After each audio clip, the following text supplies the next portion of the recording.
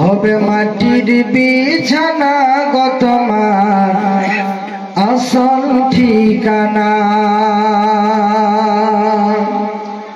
একদিন তোমায় মরতে হবে, তুমি ভুলে যেও না।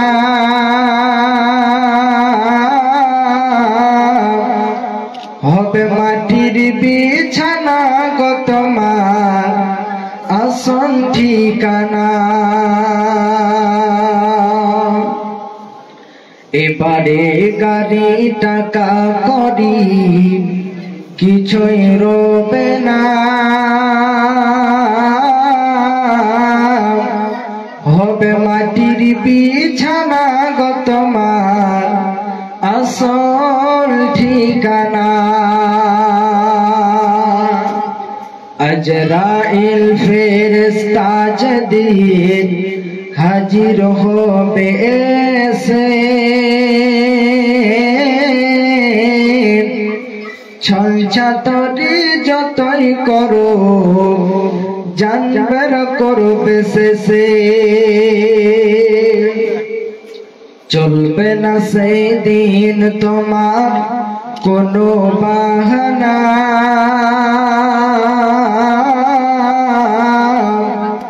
হবে মাটির বিছানা গো তোমার আসল ঠিকানা।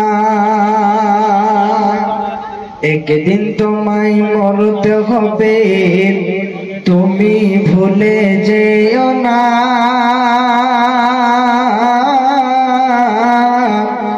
হবে মাটির বিছানা গো তোমার আসল ঠিকানা।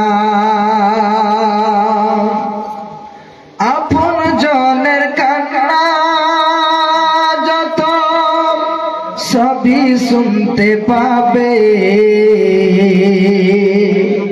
বুক ফুটবে তো মুখ ফুটবে না, কেমনে জবাব দিবে। কি করে বোঝাবে তুমি মনের বেদনা। হবে মাটির বিছানা গো তোমার আসল ঠিকানা।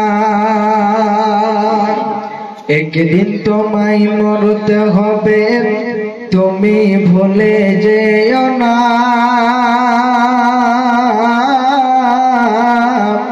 হবে মাটির বিছানা গো তোমার আসল ঠিকানা। কাঁদবে মাতা কাঁদবে পিতা কাঁদবে ভাই বোন, পাশে সে কাঁদবে বসে আত্মীয় স্বজন। কাঁদবে মাতা কাঁদবে পিতা কাঁদবে ভাই বোন,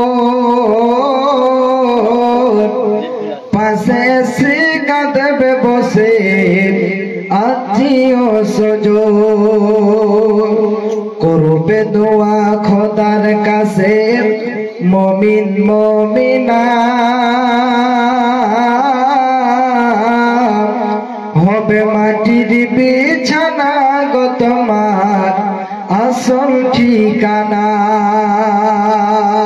একদিন তোমায় মরতে হবে, তুমি ভুলে যেও না।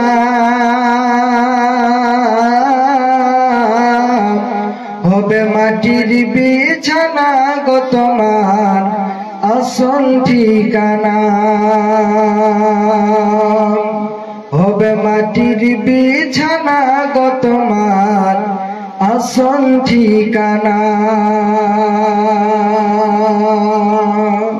আল্লাহ রাব্বুল আলামিন সারা পৃথিবীর বান্দা বান্দীদের শুনিয়ে দিলেন, ওরে আমার বান্দারা তোমরা শুনে নাও, ওরে আমার বান্দারা তোমরা খুব ভালো করে শুনে নাও।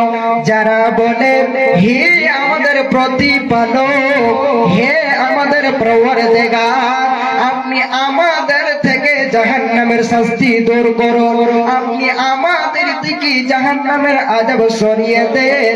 কেন না, কারণ হলো ইন্না আযাবাহা কানা গরামা, নিশ্চয় জাহান্নামের শাস্তি হলো ভয়াবহ বিপদ, ভয়াবহ খাতারনাক। হে ভাইজান আমার, আল্লাহ রাব্বুল আলামিন কত সুন্দর করে বলছেন, ইন্নাহা সাআত মুস্তাকাররা ওয়া মুকামা, নিশ্চয় সেটা অর্থাৎ জাহান্নাম হলো ভয়াবহ আপনার কিনা আশ্রয়স্থল হিসাবে খুবই নিকৃষ্ট, খুবই জঘন্য, খুবই যেন খাতারনাক। হে ভাইজান আমার, এখান হতে বোঝা যায় আল্লাহ রাব্বুল আলামিনের ওরাই হলো বান্দা, আল্লাহর বান্দা হলো ওরা যারা একদিকে আল্লাহ তাআলার ইবাদত করে, আল্লাহ তাআলার পূজা পাঠ করে, এবং অন্যদিকে যেন অন্তরে আল্লাহ বলে ভয় করে যে আল্লাহ রাব্বুল আলামিন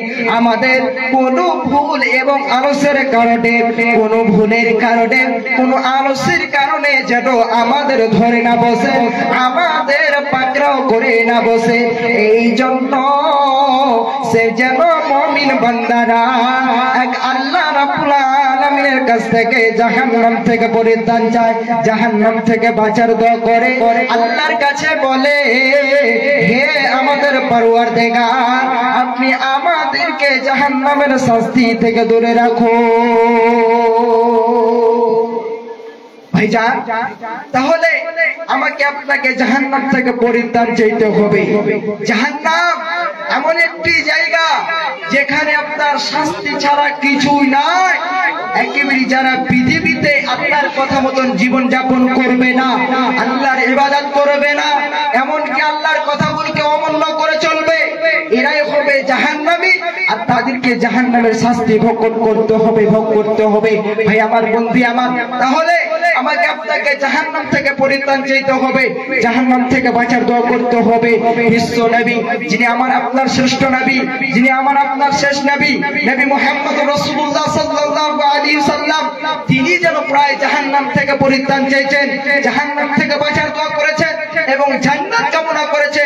তাই আমাকে আপনাকে সেই নবীর মতো হতে হবে, সেই নবীর মতো আমাকে আপনাকে পরিবেশ যেন তৈরি করতে হবে।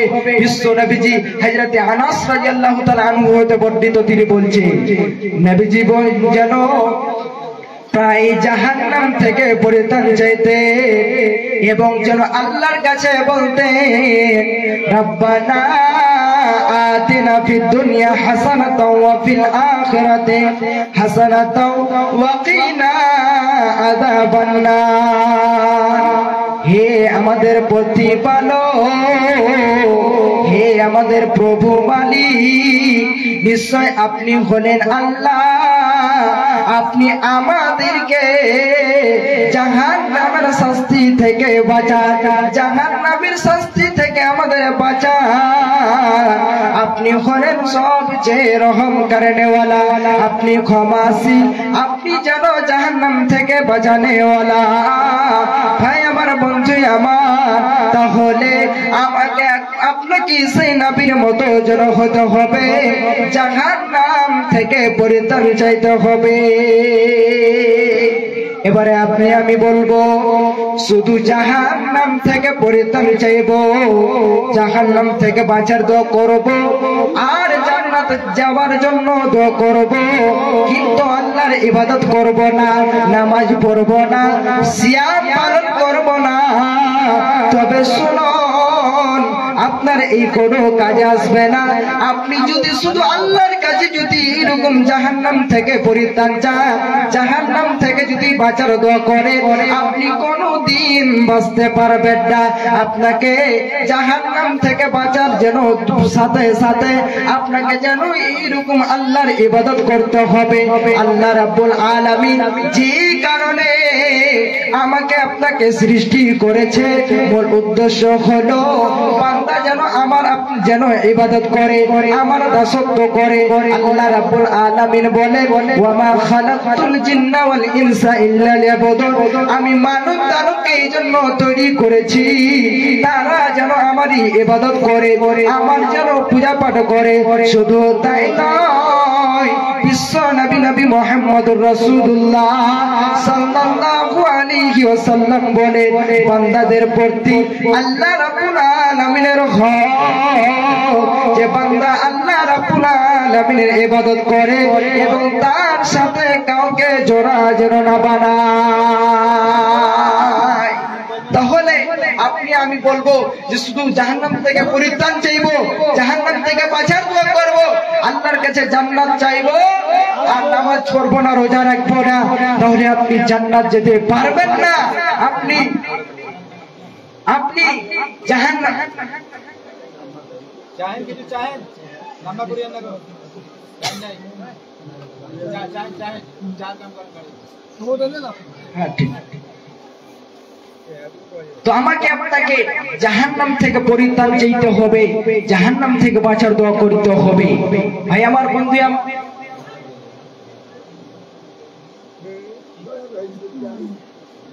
তাহলে যে আপনি খালি আল্লাহর কাছে জাহান্নাম থেকে পরিত্রাণ চাইবেন তবে হবে না, আপনাকে জাহান্নাম থেকে পরিত্রাণ যাওয়ার সাথে সাথে আপনাকে মূল ইবাদত করতে হবে। ভাই আমার, তাহলে এই যে একটা আমাদেরকে রমজান মাস সুযোগ দিয়েছে, এই রমজান মাস হচ্ছে ইবাদতের মাস। এই রমজান মাসে আমাকে আপনাকে ভরপুর ইবাদত করতে হবে। এই মূল্যবান সময়কে আমাদেরকে লক্ষ্য করে এই মাসে আমাকে আপনাকে ইবাদত করতে হবে। এবারে জাহান্নাম যাবে কারা?